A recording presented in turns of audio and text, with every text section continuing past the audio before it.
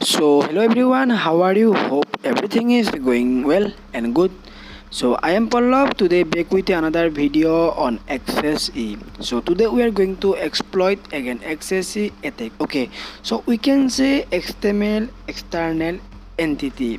So, before we start, we have to know about what is XML.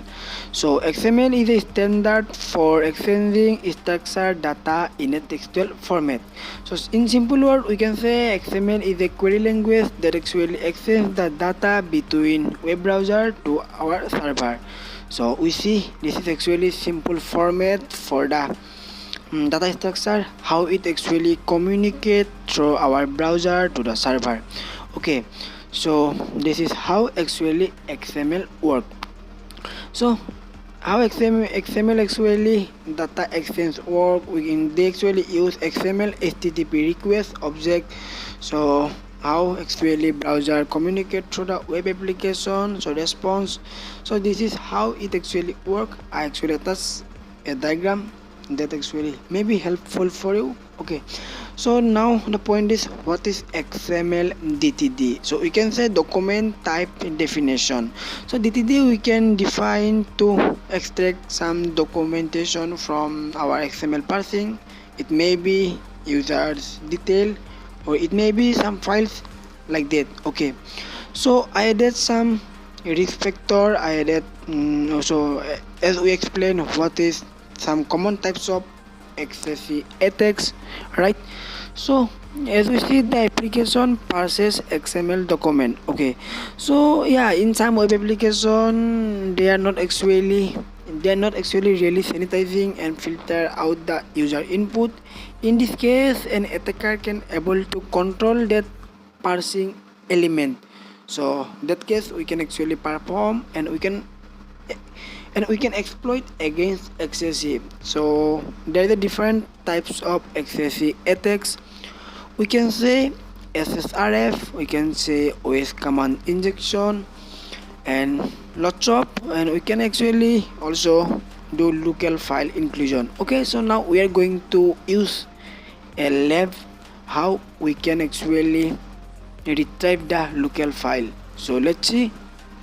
Okay, so now we see we have a vulnerable web application now, which actually allowed to check the stock. So this may be a parameter or a field. Okay, let's see. So now I'm going to check stock. Then yeah, we see the stock parameter field is actually passing through the XML element. Okay, so now we can test for the issue. If the web application is vulnerable, how we can actually manipulate the things. So now here I am going to, so as we see, there actually value as I got is a 200 and some response code. Yes, so now if we are going to changing the value of it, so what will be our response? So okay, so I actually changed to 2 and we got yeah, some different response. Okay, so now yeah, we can actually test for the XSE. Okay, so I'm going to use ABC. So it's actually different format. Okay, so we got 400 as a beta request, and yeah, we can actually verify, we can actually find out XSE because our input is reflected on response. Okay, so now let's try.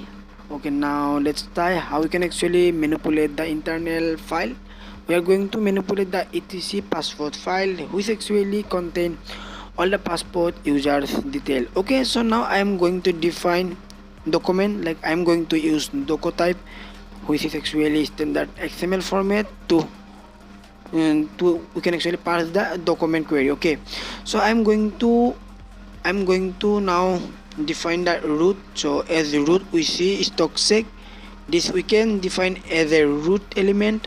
Okay, so now I have to define the entity value. Okay, so now we are going to use entity value. So we have to do simply, okay, now we have this, then we can use the Okay, now I'm going to define the entity, then as default I'm going to use for.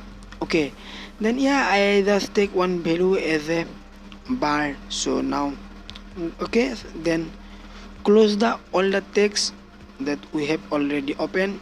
Okay, so now we are going to close the all the text. So yeah, as we see, we define document, we define stock seg, which is actually we can define as a root, and we define entity.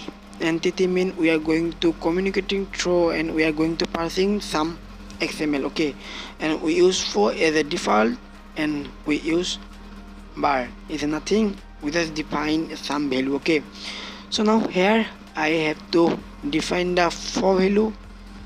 So okay, as ampersand we are going to define the for value. Let's see.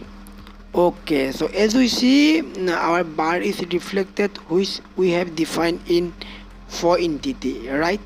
So yes, so now we can actually manipulate, and we can actually perform